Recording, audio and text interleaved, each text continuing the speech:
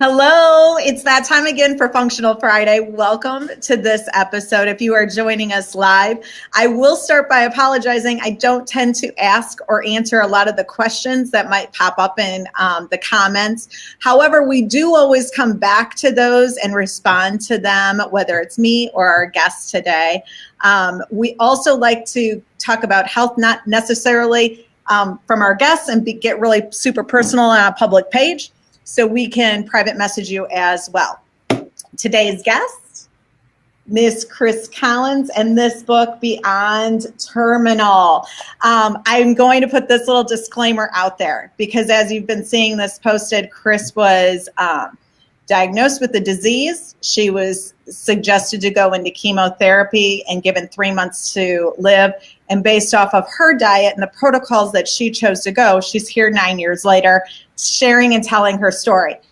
In saying this, the disclaimer is, we are not recommending you do this. We are recommending you seek out the information and the knowledge that you find necessary for healing for yourself, and that's coming from your team of doctors and experts in the field. So let's get into it. Chris, how are you? Hey, good morning. I think you might be one of our most enthusiastic guests that we've ever had come onto the show. You are always like full of laughter and light, I like to say. Well, I'm not full of light this morning because I'm kind of a little bit late because I still have the briquettes from July 4th on my ears that I used when we were doing barbecue, So I'm a little bit late in that, but mostly, I'm on time. I have all my colors, I like color. And then I have in order to match, I wanted to match. So for this, I have my bracelet that comes with it. Oh, well, I could make some comments, but we'll leave that for later. Okay, let's talk about your journey. I know you and I sat down and talked over lunch for quite some time, and then you gifted me your book. Let's talk about this disease that you were diagnosed with and how you found out and what that moment was like when that doctor told you. Well, they had been working on me for several days to try to figure out what was going on. Aplastic anemia is just that. They don't know what causes it. So they were like, is it leukemia? What is it? And so when he told me that unless I did chemo, I would have 3 to 6 months, I looked at him and my gut reaction was, you don't know me. Because I had just been taking care of my brain injured son who doesn't walk or talk for 14 years. And I'm pretty strong and always have been pretty strong. And so for anybody to tell me that I have 3 to 6 months, or quite frankly, if anybody tell anybody that they have, you're going to die within a year or whatever, it's very foolish. Because they really don't know who you are and what you're about. And that's important because you do. And so I looked at him like, I'm not feeling it. And I left. I was shooken. Is that a word? Shooken. I was shaken. I was shaken. And so I was kind of in a haze for a while. And then I went directly to meditation because meditation had saved my life in the past. And I knew that it was going to help me. And so I sought out the biggest meditation teacher in St. Louis. His name is Tim. And I went to him and I found in the other room from him, I found probably the most experienced Chinese doctor St. Louis had to offer. And so we, on the doorway, took the white sheet across so we could walk through the doorway. And I met Dr. Chen. And the first thing he said to me was, "You're not that sick." And I was like, yeah, that's the way I feel. And he started me on herbs, and he started me with massage, and it was phenomenal massage. 75-year-old guy doing face massage, head massage, and belly massage, and my legs with heat lamps on me. And he told me two things. I couldn't believe it at the time. He said, "You go home, you go to bed, you listen to nice music." And I was like, I got a brain injured kid at home. I can't lay down. He said, "You go home, you go to bed, you listen nice music." I'm like, all right, and Chinese doctors don't say it like that, And of course, he wasn't speaking English at the time, so he really wasn't saying it like that. But the translator was saying it for him, and he was, so he was serious. And I was like, I better listen to this.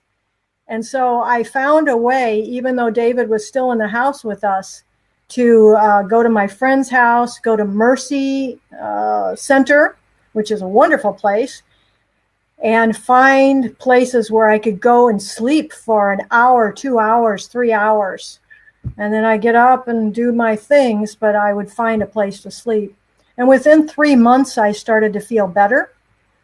And the whole time you're saying, this is for cancer folk and a lot of other folk. The whole time, every day, practically all day long, you're saying, yeah, am I kidding myself? Am I living or am I dying? Am I living or am I dying? So I'm going to interrupt for just a quick second. Let's go back. What were you feeling, or what was causing you to even go into the doctor to have something looked at? Were you not feeling good? What was that first call? I guess I had gotten blood tested because I was getting vitamin C IVs because I was tired. I was exhausted. And so I did need to get a blood test. And when they saw the blood, they were like, "Oh, you got to be in the hospital." And you had been taking care of your son for 14 years prior to this. This was basically your world was his world, correct? Absolutely. 175 pounds. And how much sleep were you getting what was your day like? What was your daily activity like? We had 2 caregivers that came at different times. The rest of the time was me and Bill. That means 8 o'clock at night to 8 o'clock in the morning. That was us. So in the early years, because David's been had brain injury for 22 years now. In the early years, we only got 2 hours at a time. It would be a tag team sleep. Okay, you get 2 hours and you come in, because he would have leg cramps, all that kind of stuff.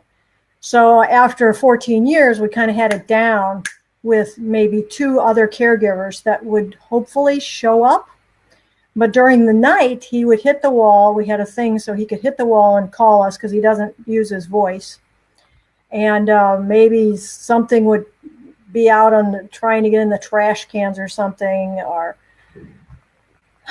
maybe he needed to be changed or something. And so sleep was not every morning when we would wake up and we slept till 6 o'clock or something, we would look at each other, and till we still do to this day, we look at each other, we go, "How'd you sleep?" And it really makes a big difference. So for 14 years, you were taking care of somebody else. Sleep was very little for you. Meditation has always been a huge practice of yours, or for a very, very long time. And then you get diagnosed with all of a sudden this blood disease. And the question is, who's taking care of you? So who started taking care of Chris? That's right. That's where I had to go.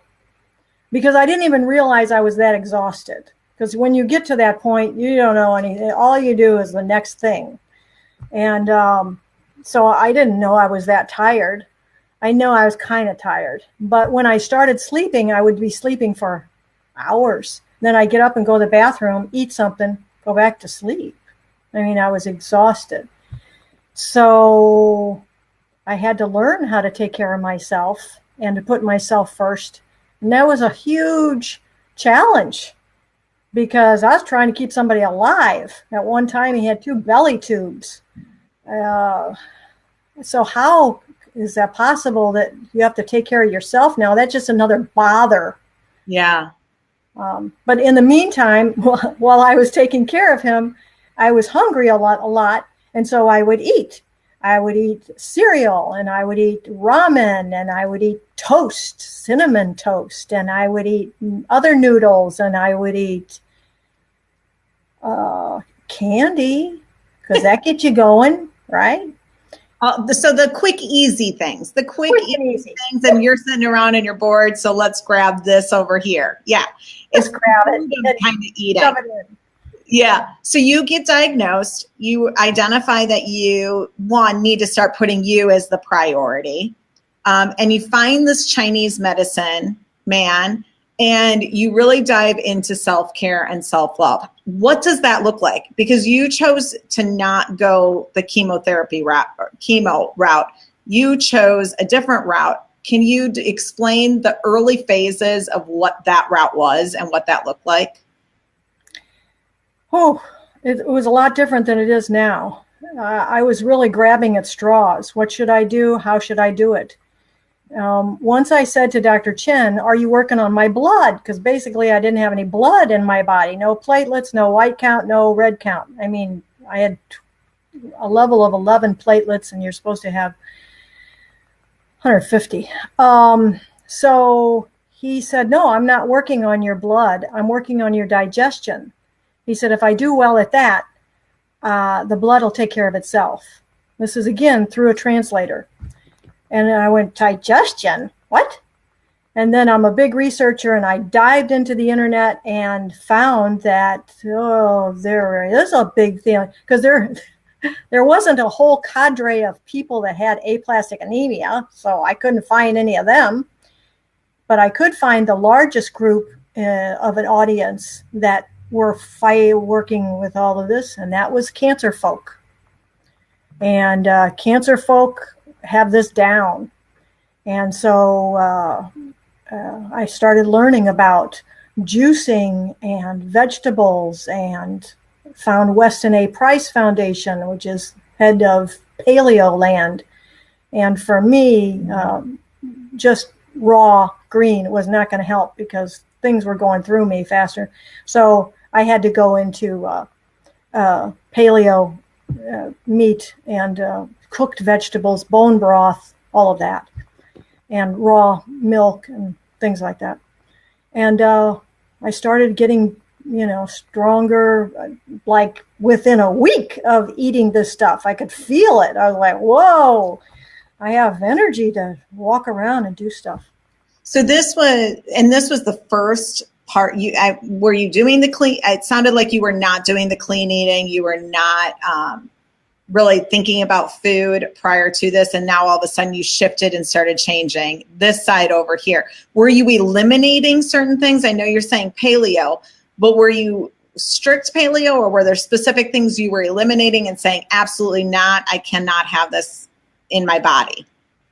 After I really accepted it, because it was very hard to accept, you're never going to have cinnamon toast anymore, or ramen or something. After I accepted it, then I knew that sugar was not my friend, and neither was gluten.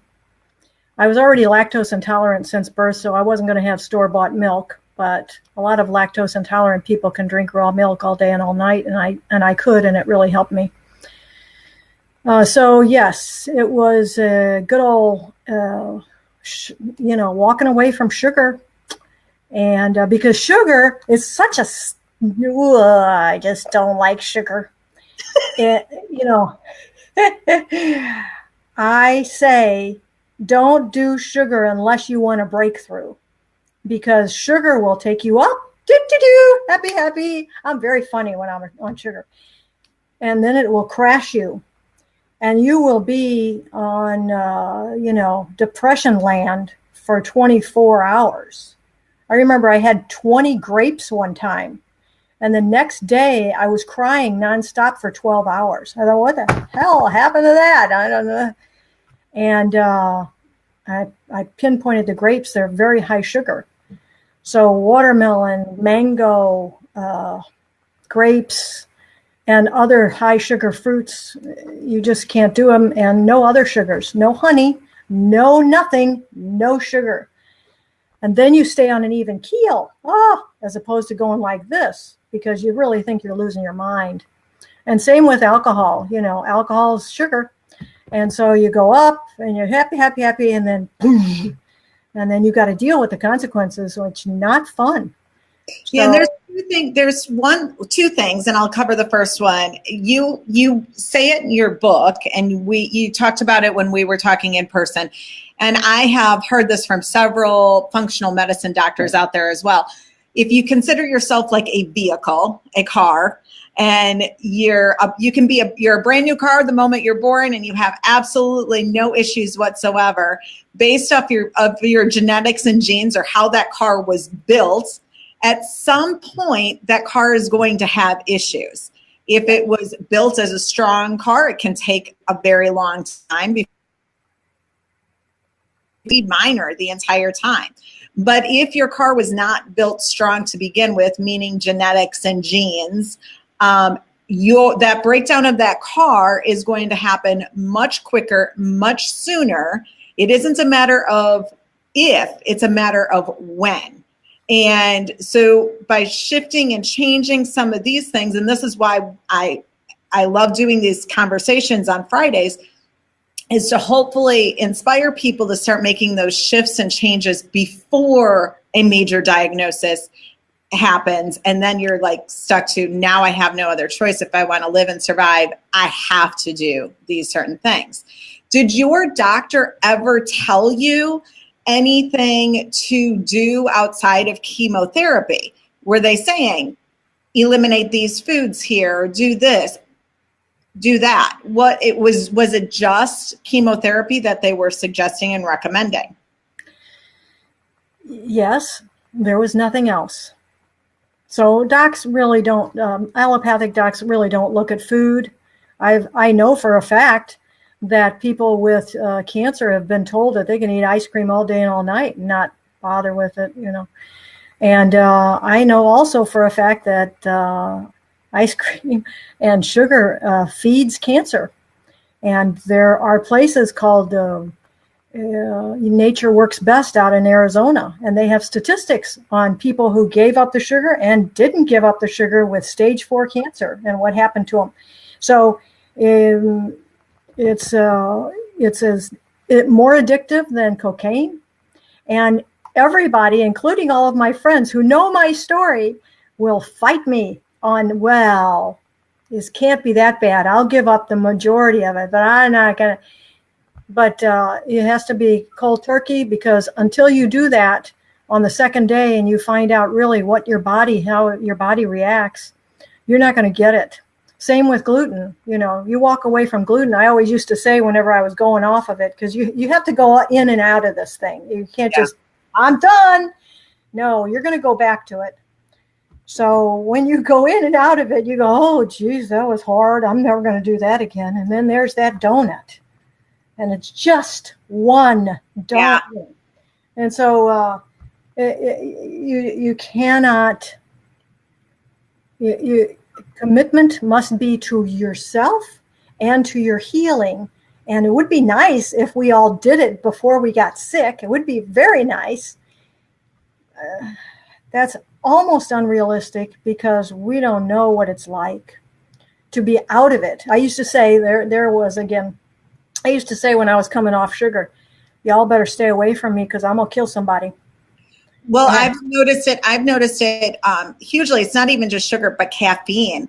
People instantly go through that headache for 2 to 3 days, eliminating caffeine out of their diet for those 2 to 3 days. And I think in order for anybody to really understand how different things affect you, I always say eliminate and get as super clean as you can just for 1 week. Do it for just 1 week and just add one thing back in and feel how you feel and be aware and conscious of how that is making your stomach feel, your head feel, your thinking, your emotions, everything. I think we're using not just food, but the internet, social media, the news, friends, everything to just suppress so much that we're not identifying and understanding our own emotions and feelings and how you react and respond to things. So let's cover this. So there are a few things that I'm hearing you say. One, it was your mindset. You went in, got diagnosed from the doctor, and you had in your mind this warrior princess. I'm not accepting that to be my truth, and I'm fighting through this. Two, you found resources. You found somebody who was giving you hope with this Chinese medicine doctor. Three, you identified that you needed self-care, self-love, including sleep and changing the way that you were eating. And meditation played a huge role in this as well. What else am I missing in there? What else were you doing? Well, I think the meditation is a big plus simply because the more you meditate on a regular basis, the clearer you get about yourself. And I think that's the biggest job we have, is understanding who we are and what are we about and what do we love? What do we love? We don't ever think about that, because I ask people that all the time. What do you love? And they go, huh? And so meditation brings that into focus. And when you focus on what you love, then you can bring also those things in to your life. And it's a much happier place. And so meditation does a lot of things. Mostly it gives me what I want. You know, they always say, just meditate and don't even think about whatever you want to get out of it. And I'm like, yeah, I have to get something out of it. If I'm going to sit there for 15, 20, 45 minutes doing nothing, then I better get something out of it.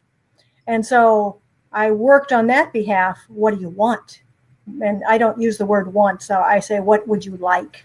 Mm-hmm. And so I ask for what I like, and then it comes to me regular type. It's automatic.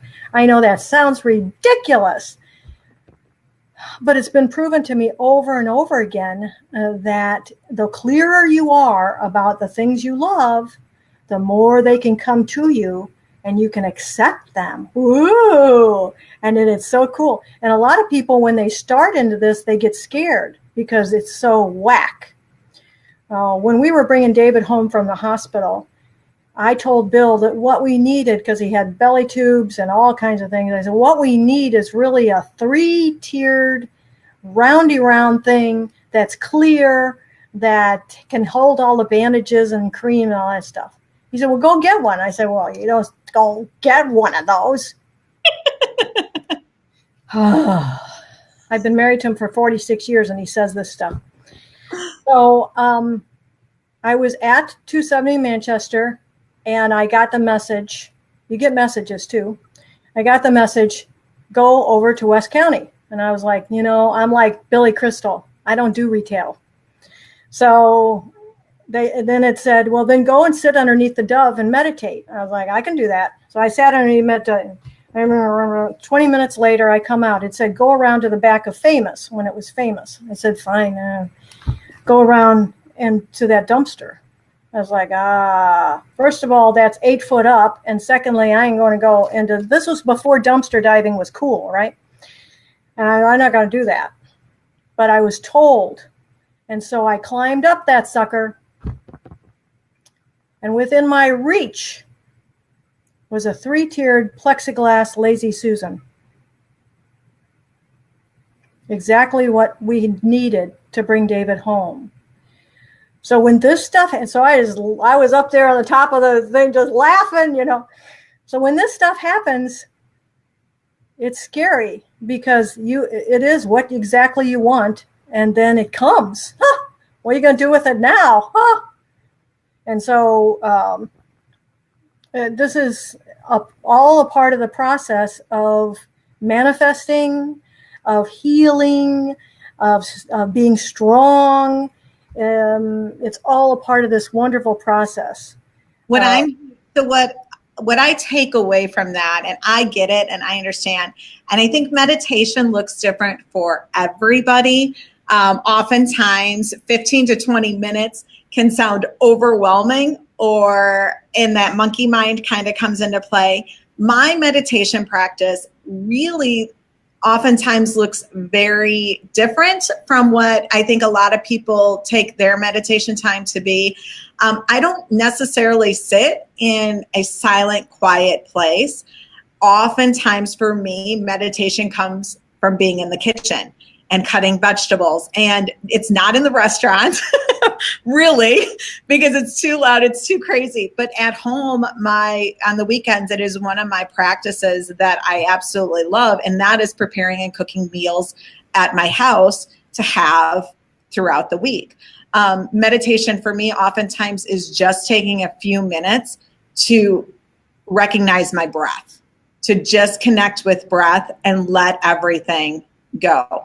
And then I do my long times when I go into buoyant float, and I am going into an hour to an hour and a half meditation. And for me, that works. That's how I work my meditation practice. Mornings, it's coffee, and that connection time.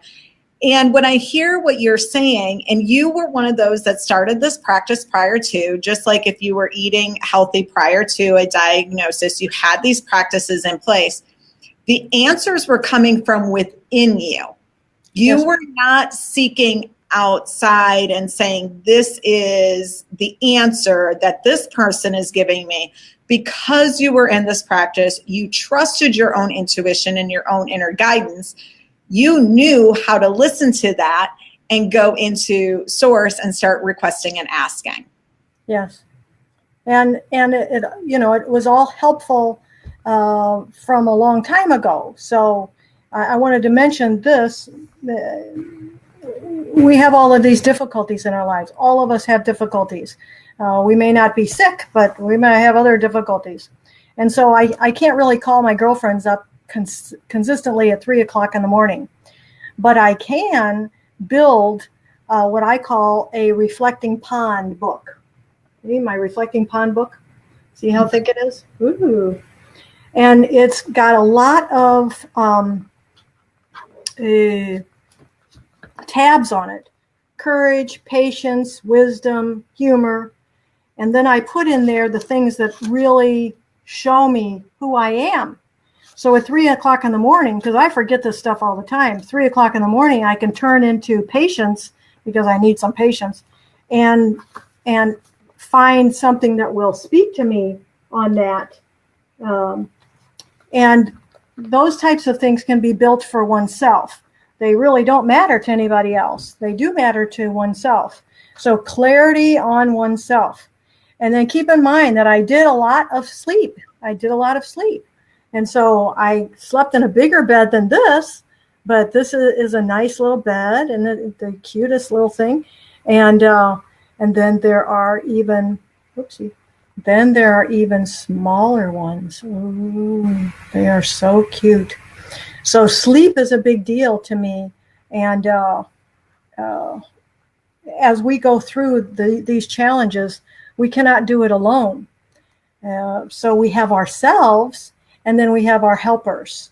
Yeah. There are physicians, there are nurse practitioners, there are nutritionists, there are people like you that somebody can sit down with, since you're very familiar with all kinds of diets, and give them information on what feels right to them, as opposed to what somebody else does, what feels right to you. And your foods, as you prepare them, as your people kindly put these things together, I know for a fact that they're thinking about the work that this food is doing in these bodies. Those are helpers to me. They're helpers to everybody, because you can walk into a place.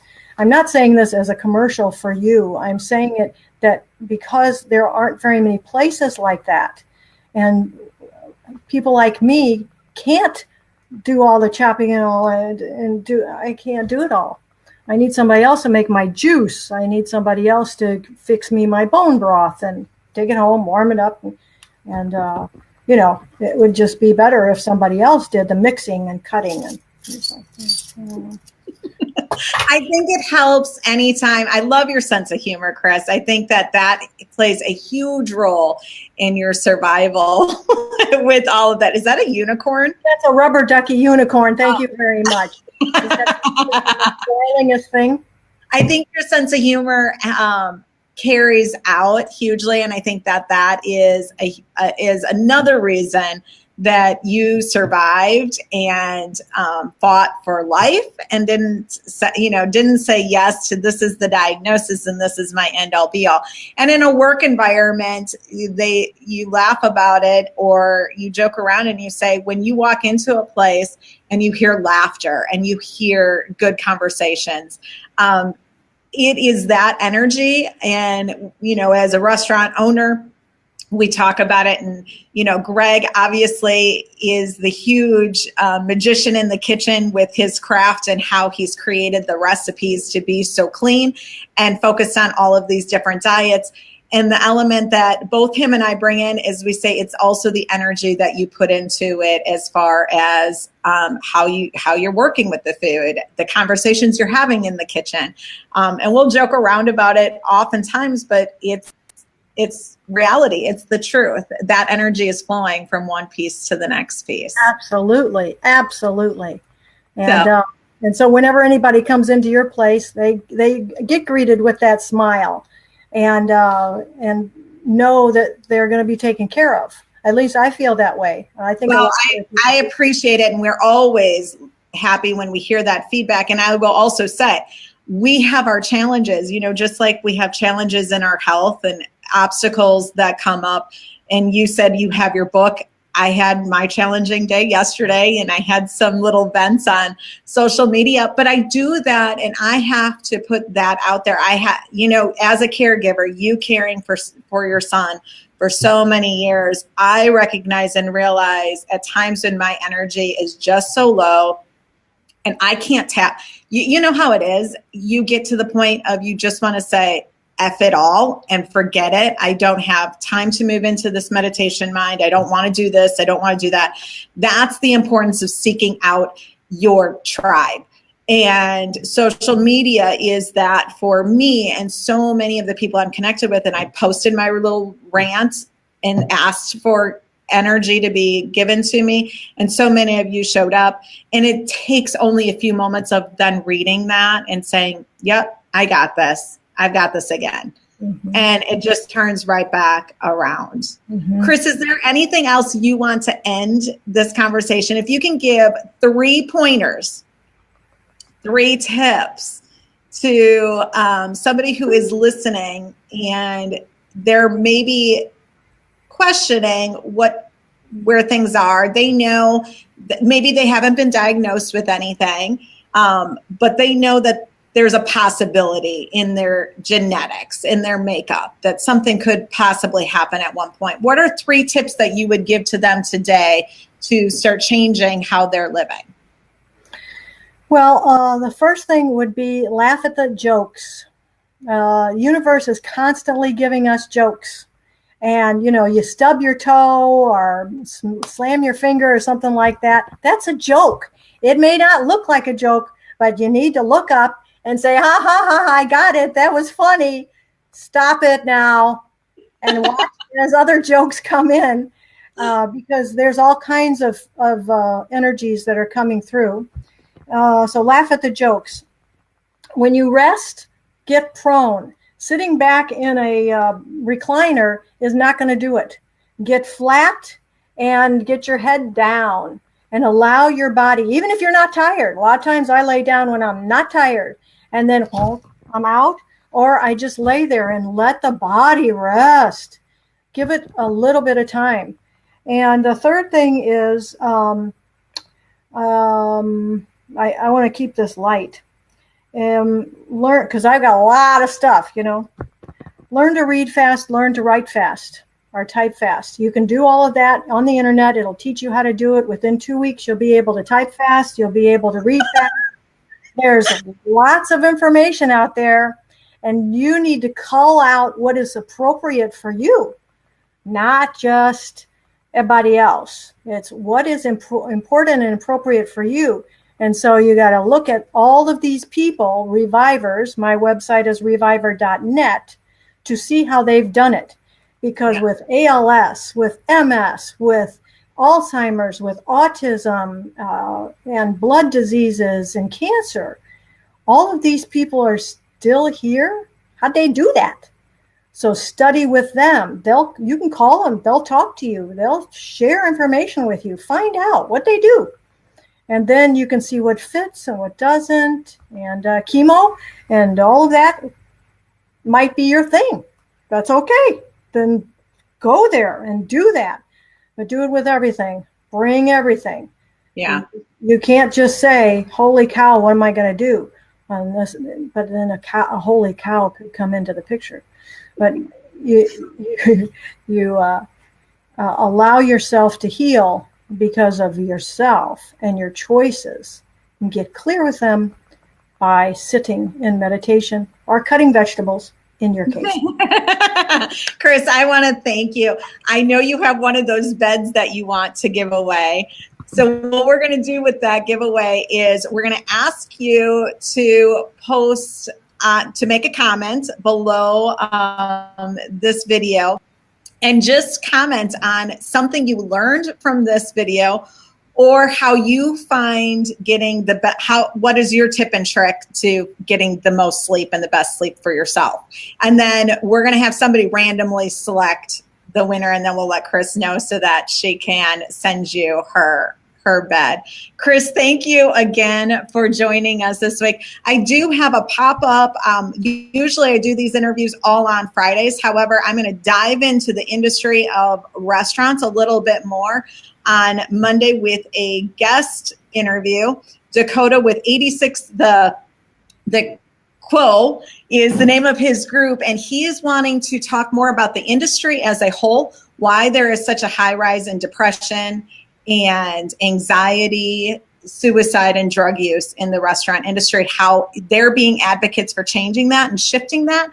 And I'm going to have Greg on, who's been in the industry for 25 years, Dakota, who's a younger guy in the industry and starting to change the way things are, and really dive into this conversation, because what happens in the kitchen, not everybody knows about in the dining room. So Chris, thank you for joining us. And you can find all of these videos archived on our website as well, www.mysymbol.com. We'll see you the next time.